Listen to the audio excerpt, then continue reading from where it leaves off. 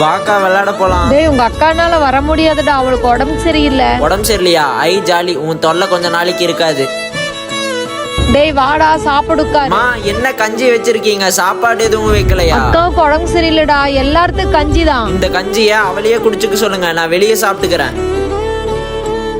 டேய் அம்மா வேலைக்கு போயிட்டு வரேன்டா, அக்காவை பாத்துக்கோ. டேய் வால்யூம் கம்மி பண்றா, நான் கொஞ்ச நேரம் தூங்கிக்கிறேன். அதெல்லாம் முடியாது, உனக்கு தேவைன்னா போய் பெட்ரூம்ல போய் படுப்போ.